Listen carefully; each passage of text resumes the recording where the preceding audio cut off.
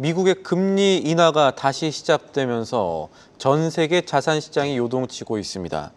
우선 글로벌 머니 무브 발생하고 있는데 종전과 다른 뉴노멀 현상 나타나고 있다고 합니다. 오늘은 이 문제 알아보죠.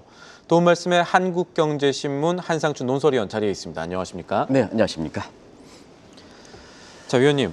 오늘도 미국 증시 강하네요. 어떻게 보셨습니까? 네, 사실 그 9월 FOMC 회의 끝나고 블랙아웃 기간이 끝나다 보니까 우리 전도표상의 이 페드 멤버들 간에 굉장히 의견차가 컸지 않습니까? 예. 그렇기 때문에 블랙아웃 기간에 끝나고 난 이후에 페드 의사들이 어떻게 얘기할까 하는 그 측면이 이번 주에 그 최대 관심이 되고 있습니다는 오히려 너무 페드 의사 간의 의견차가 많이 났기 때문에 시장에 미치는 영향은 그렇게 생각만큼 크진 않습니다. 오히려 트럼프의 이 발언, 사실은 저도 이렇게 발언 즉시 잘 몰랐습니다. 왜냐하면 백악관에 나오면서 백악관 기자한테 사실 비공식적으로 얘기했던 이 용어거든요. 그래서 뒤늦게 좀 알려지기 시작해서 오늘 새벽에 끝난 미국 증시에 영향을 미쳤는데요.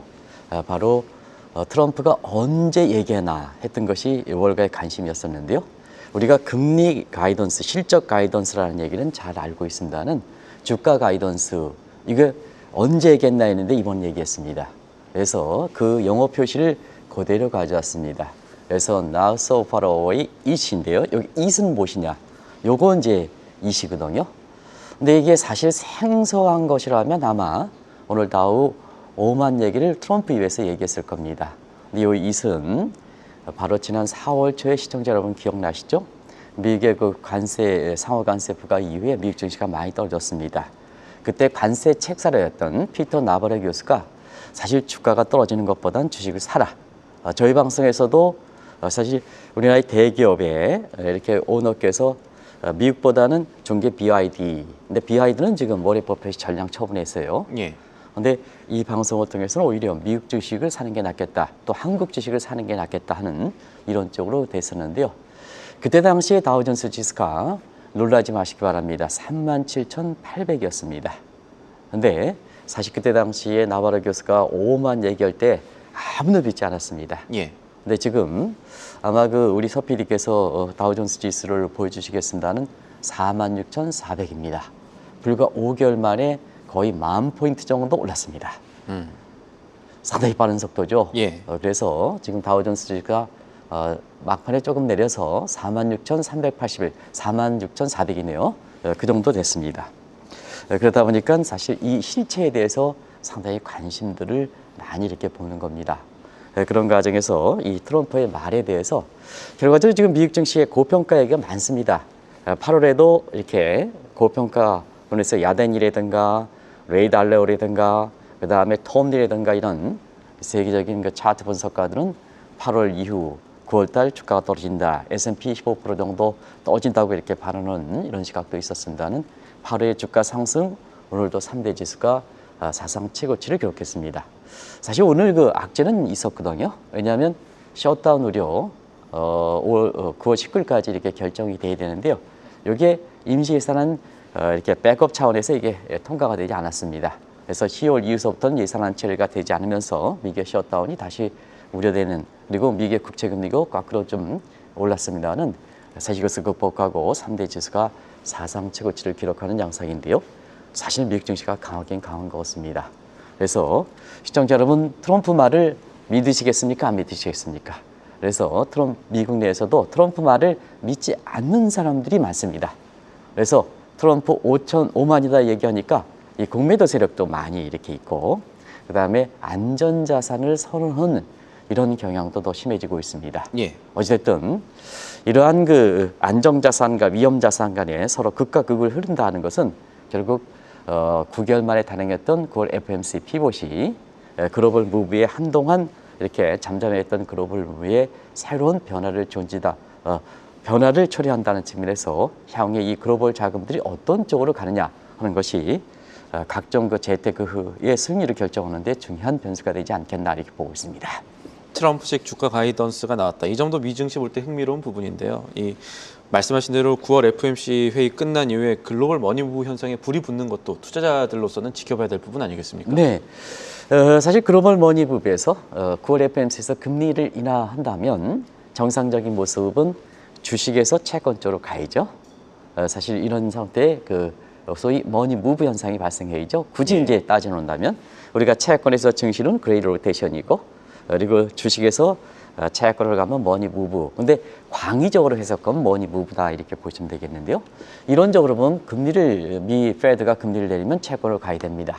근데 작년부터 눈여발 현상이 심해지고 있죠. 그래서 채권보다는 주식 쪽으로 가는 상태에서 작년에 피봇에 단행해서 대부분 증권사가 미국의 국채에 투자해라. 국채 관련된 ETF 트라이드로 손실이 발생하는 것이 결국 채권 쪽으로 가지 않고 증시 쪽으로 이입하는 과정에서 주식과 관련된 ETF 상품들이 수익이 몇 배 이상 나는 이런 모습을 보이고 있다 이렇게 볼 때 있습니다. 지금 사실 그렇습니다. 작년에 이렇게 주식 쪽으로 글로벌 자금이 몰려가는 과정에서 지금 세계 증시 보면 올해 들어서는 이 트럼프라는 예. 커다란 변수가 있었지 않습니까? 세계에서 보면 다자 채널도 약화시키고 트럼프 라운드도 징계시키고 그다음에 사실 나토라든가 가트 체제도 나토라든가 이런 체제도 좀 이렇게 되는 상태에서 세계에서 보면 굉장히 큰 질서 변화가 있는데도 불구하고 주식 쪽에서 보면 이러한 리스크에도 극복하고 사상 최고치 행진을 기록하는 모습이 지금 이것도 새로운 국면이다 이렇게 보게 됐습니다. 그래서 저희들이 이 방송을 통해서 1927년 후반 그 다음에 1998년 이후에 거품이 2에서 3년 동안 지속되는 상황을 누누이 지적해오고 있는데요. 예.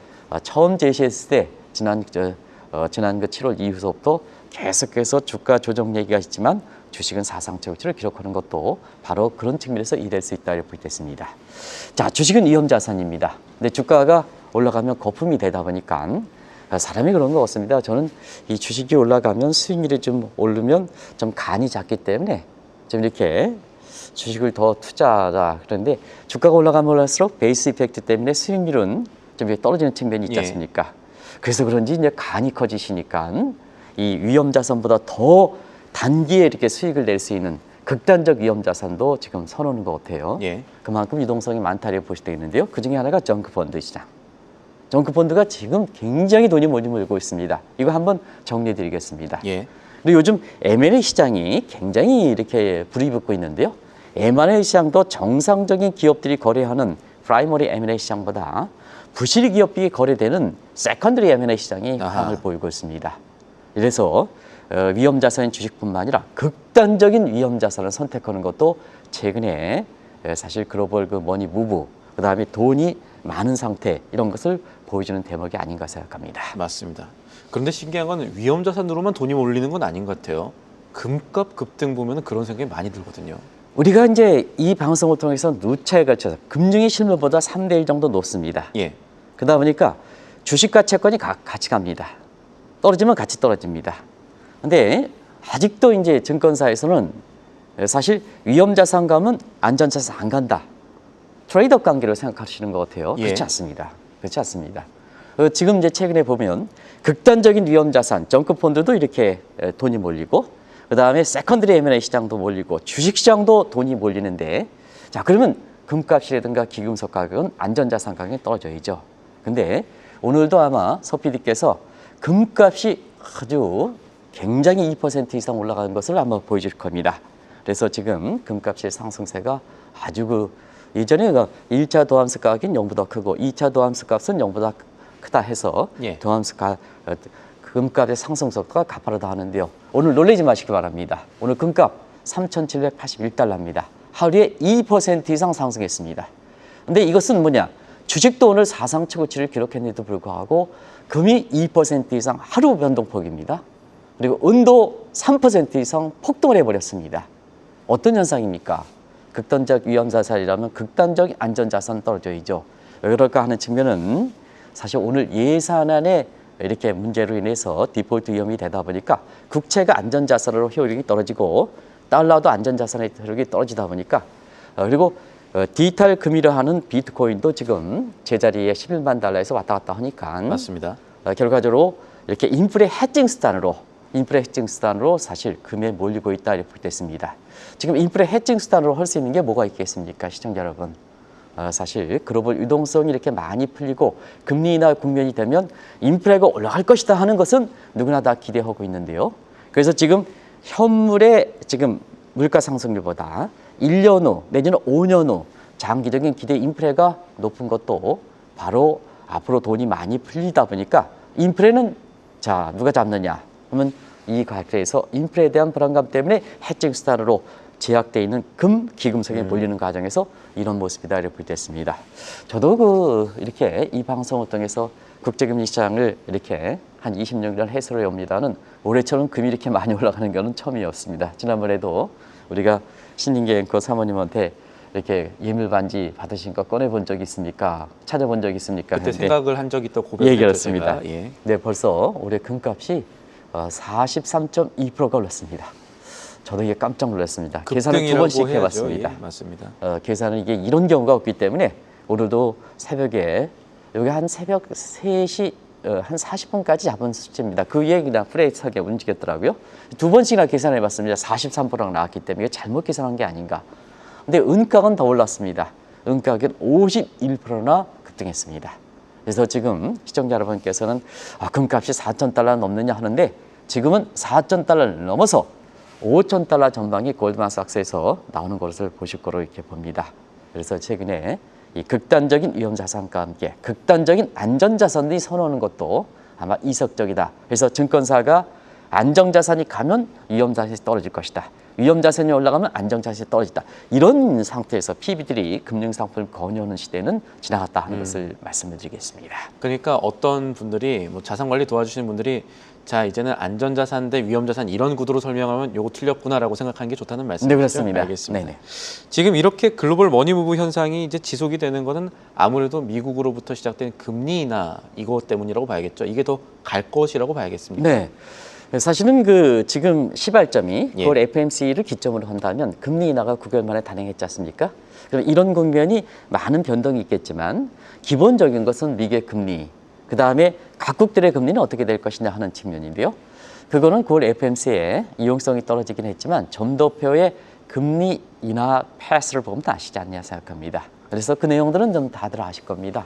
그래서 올해 내에 2차례 정도 추가적으로 금리를 내린다. 그래서 0.5%포인트. 내년도에도 한 차례 내린다. 그 후년도에도 내린다. 하면 지금의 금리 인하 국면은 속도가 문제가 되겠습니다는 사실 2년 정도 지속된다. 그러면 중심금리에 해당되는 페드가 기준금리를 이렇게 내리면 다른 중앙은행도 따라올 수밖에 없습니다. 예를 들어서 우리나라도 사실 그 부동산 문제를 들어서 한국은행 이창용 총재께서 금리 인하는 불가하다 하는 입장에서 계속 중앙은행 입장에서는 이것을 디펜스하기 위해서 금리 인하가 경기 회복에 미치는 영향은 적고 부동산 가격은 금리 인하가 가격을 이렇게 올린다 해서 이창용 총재의 또 8월 금통위의 결과를 백업시키는 이런 보고서를 이렇게 연일 내놓고 있습니다.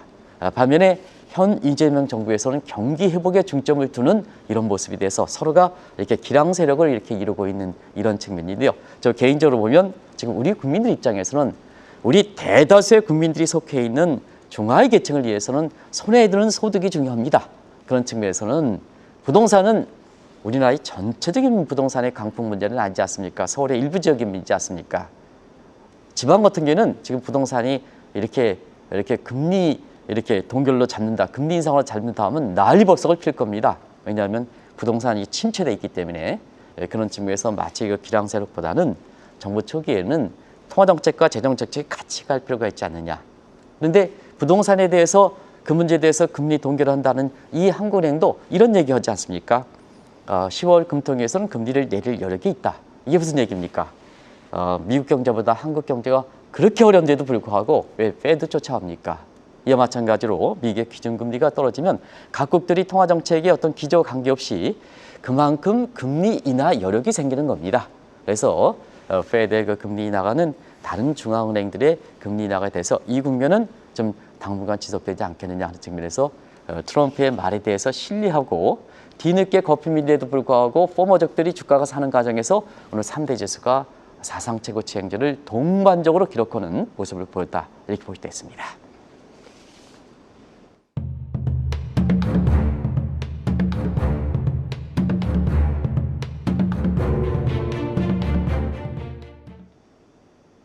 저희가 오늘 방송에서 글로벌 머니무브 현상 진단을 하고 있고 시장에 돈이 많이 풀릴 것이라는 말씀 경제 데이터로 보여드리고 있는데 한 걸음 더 나아가 보죠. 글로벌 유동성 증가라는 게 중앙은행들만 돈 풀어서 되는 건 아니죠. 정부들 최근의 역할도 만만치 않은 것 같던데요. 네, 그렇습니다.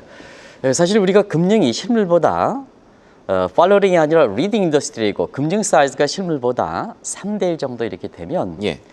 어느 그 성균관대학교 교수님께서 야, 당신 피셔 이퀘이션은 모르냐? 우리가 통화 증가율은 사실 피셔 이퀘이션은 MV는 PT에서 이걸 점미분해서 레이셔 개념으로 한다면 통화 증가율, M2 증가율, M1 증가율 나오지 않느냐? 경제학 공부 안 했느냐? 하는데 그렇지는 않습니다. 사실 돈을 공급하는 주체는 두 가지로 봐야 돼. 주식은 가용적인 자금이거든요. 예. 그래서 한국은행 창구에서 본원통 하나 나왔다 해서 신용 팽창 과정을 통해서 이렇게 돈의 유동성이 증가하는 측면도 있고 벽장 속에 가둬서 돈이 나오는 것도 생각하거든요. 주식의 투자 자금은 그 가용 자금 아니겠습니까? 예. 그런 측면에서 지금 각국 중앙은행이 창구 속에서 신용 창출 계속 이런 것을 통화 유통 속도를 감안한 속도보다 지금 금융 사이즈의 규모는 월등히 크다 이렇게 볼 때 있습니다. 예를 들어서 아르헨티나 같은 경우 그림자 달러들 얘기할 수도 있는 그렇습니다. 것이고. 예. 그런 측면에서 지금은 선거에서 풀려나간 재정 사이즈에서 자금도 생각하셔야 된다. 이 자금도 주식에 투자하는 자금입니다. 가용 예. 자금에 해당됩니다. 그런 과정에서 작년 이후에 각국 선거를 치른 것을 보겠습니다. 작년에 70개국 이상이 치렀습니다. 올해 들어서 이 모양새 저 모양새에서 30개국 이상 치러서 작년 이후에 세계 선거가 100여 국에서 치러졌습니다. 선거 개수로 보면 이것보다 월등히 많습니다. 왜냐? 대통령 선거도 있고 국회의원 선거도 있고 지방선거도 있고 이렇게 되기 때문에 그래서 세계 경제 역사상 이렇게 작년 이후에 100여 개국에서 선거를 치는 것도 이례적이다. 그러면 선거를 마치면 항상 정책 가버넌스 문제가 나오는 겁니다.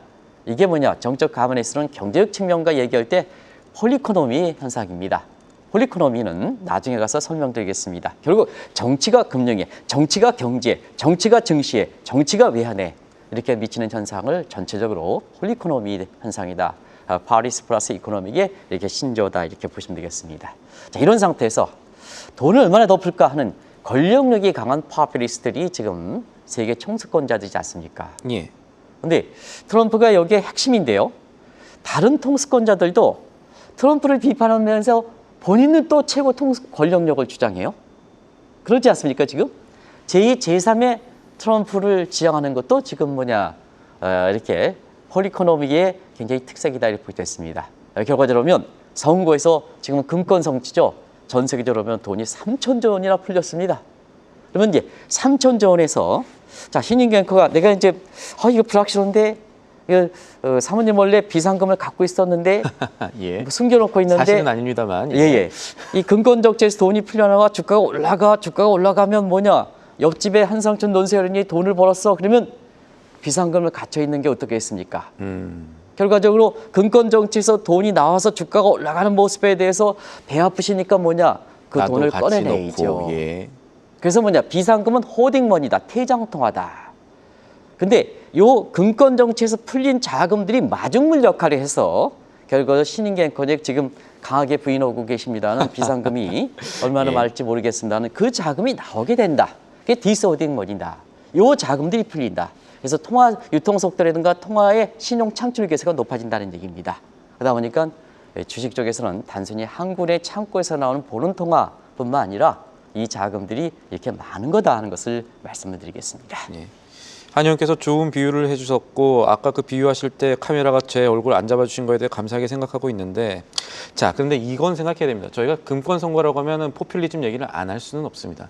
그렇게 되면은 결국 따라오는 것이 정부 기능의 좀 부작용이라든가 역작용이라든가 이런 것들이 있을 수밖에 없는데 이런 것들이 경제에 미치는 영향도 좀 생각해봐야 되지는 않을까요? 네, 신인 앵커가 이제 뉴욕 특파원을 하셨는데요. 예. 지금 이제 트럼프 대통령이 미국의 이렇게 대통령이다. 이렇게 흔들어 놓는다 하면 트럼프 대통령 신인 앵커한테 묻겠습니다.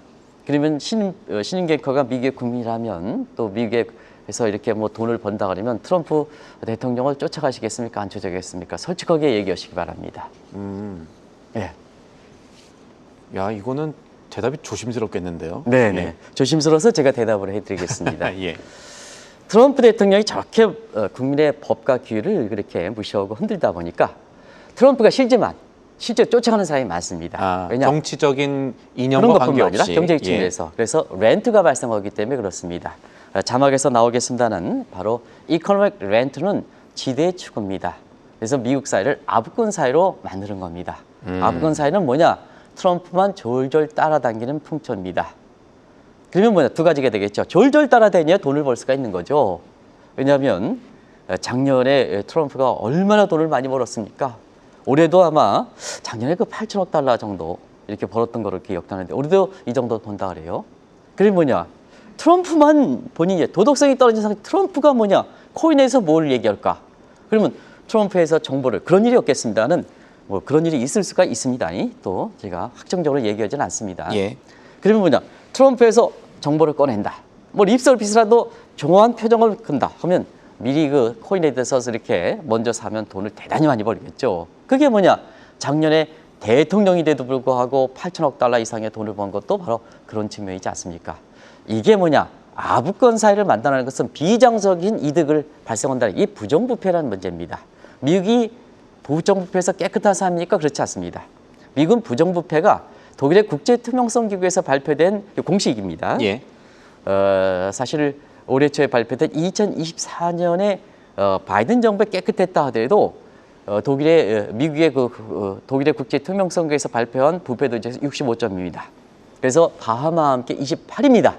한국이 30입니다. 왜냐하면 두 개가 겹치기 때문에 30입니다. 이만큼 부정부패가 심합니다. 집권 1기 때는 독일의 국제투명성기구의 부패도 지수가 많이 올라가서 집권 2기에 집권 1기의 1000년도 2025년에 평가하는 이것을 2026년 이렇게 나오거든요. 여기에 어떻게 나올까 하는 것도 시청자분이 나오면 말씀을 드리겠습니다. 분명히 굉장히 부패도 지수는 상승했을 겁니다. 미국 같은 경우요. 그렇겠습니다. 알겠습니다. 그런 것들이 데이터로 나타나고 있고 또 조금 전에 아부꾼 사회라는 표현을 쓰셨는데요. 이게 결국은 증시를 비롯한 여러 시장이 정치화된다는 얘기라고 하면 이 경제 분석하시는 분들 또 투자 공부하시는 분들한테도 좋은 일은 아닌 것 같은데요. 네, 이게 이제 소위 금융에 정치에 미치는 영향을 큰 것을 경제적으로 측면은 폴리코노미다 하는 반면에 예. 자, 여기에 금융 사이드에서는 폴리틱스 플러스 파이낸스에서 폴리티파이라는 표현을 쓰고 있습니다. 예. 이게 대표적인 게 시청자 여러분 아시는 폴리큐러트이죠. 주식에 미치는 영향 그런 측면인데요. 자, 내부자 거래 많겠죠. 아마 시청자분도 트럼프가 저렇게 흔들어 놓는데 코인이라든가 증시라든가 내부자 거래가 없을까 한 측면은 시청자 여러분 시간이 이렇게 되기 때문에 짧기 때문에 빨리 끊어달라 그러기 때문에 내부자 거래 많습니다. 나부자가 났어요. 그러니까 트럼프 주변에 사람이 몰리게 되죠. 실트라도 몰리게 되는 겁니다. 예. 이게 아부권 사회를 만들면서 그 진원지를 모르는 이런 쪽의 자금들이 쏙쏙 터지나오는 거죠. 그게 몰래행먼이다 이렇게 됐습니다. 원천지가 없는 투명성이 없는 돈들이 나오는 거죠. 그러다 보니까 뭐냐 지금 차원에서는 이런 자금들이 증시를 이끌지 않겠느냐. 예. 그리고 트럼프가 첫 증시에서 가이던스를 얘기했으니까 그런 측면에서 포머족들이 오늘 미국의 주식에서 고품가에도 우려 속에서도 주식을 사는 배경이 나오고 있다 이렇게 볼 때 있습니다. 알겠습니다. 그러니까 지금까지 뭐 금리 인하라든가 어떤 경제적 원리에서 돈이 풀리고 있고 또 한편은 건전하지 좀 않은 측면에서 돈이 다시 따라 나오는 측면이 있다고 하면 그래서 자산군들이 상승하고 있다고 하면 이런 상승세가 어느 정도 더 갈 것일까 이걸 생각해 보는 일도 필요할 것 같습니다. 어떻게 네. 보십니까? 꼭 투명하지 않는 돈, 블랙머니 주가를 이끈다 하더라도 다 이끄는 건 아닙니다는 물론 이 자금에서 곧 거꾸로질 것이냐 그렇지는 않습니다. 두 가지만 말씀드리겠습니다. 짧게 말씀드리겠습니다. 일단은 펀더멘탈이 괜찮느냐? 펀더멘탈이 괜찮습니다. 뭐든지 이렇게 폴리코노미 밑에 지속 가능성이 있어서는 펀더멘탈이 받쳐줘야 합니다. 그런 측면에서 미국 경제 펀더멘탈이 받쳐주고 있죠. 매크로 사이드에서 1, 4분기에 마이너스 0.5%에서 2, 4분기에 지금 3.3%가 끌어올리고 지금 애틀란타 GDP 나오는 3분기에 3% 이상 거래고요. 그러면 소위 전미경제연구소에서 나오는 2분기 연속 경기 회복세 판단 기준으로 보는 경기 회복 국면에 들어간 겁니다. 두 번째는 자, 이 폴리코노미의 정적 발언은 사실 롱테일 리스크입니다. 이게 확정성을 지녀야 되거든요. 그러면 이제 롱테일 꽃트머리 정규분포의 꽃트머리에서 가능성이 있는 게 점점점 확정합니다. 그러면 테일 리스크가 되겠죠? 그러면 그게 살찝니다. 페테일 리스크입니다. 그럼 어떻게 되겠습니까? 블랙머니가 자금들이 이렇게 더 공감대가 왔는 거죠. 예. 그런 측면에서 두 가지 요건. 불법 자금에 의해서 주가가 올라간다면 이것이 바로 고꾸라진 건 아니다. 펀더멘탈이 받쳐지면 오래 간다. 두 번째는 확장성에서 롱테일 리스크에서 테일 리스크, 패테일 리스크 하면 트럼프의 말이 공감대가 형성되니까 어떠냐. 다우존스 5만은 간다는 얘기입니다. 이런 과정을 지켜보시면 사실 그렇습니다. 시간이 너무 짧아서 이걸 좀 새로운 용어들이 많아가지고 예. 시청자 여러분한테 좀 끌었음을 죄송하다 생각합니다. 다음 시간에 또 더 많이 이야기를 할 수 있는 기회가 있겠죠. 오늘 말씀 여기까지 듣겠습니다. 지금까지 도움 말씀의 한상춘 한국경제신문 논설위원이었습니다. 오늘 말씀도 감사합니다. 네, 고맙습니다. 계속해서 다양한 경제 이슈를 알고 싶다면 구독과 좋아요, 알림 설정 부탁드립니다. AI 캐스터 권미정이었습니다.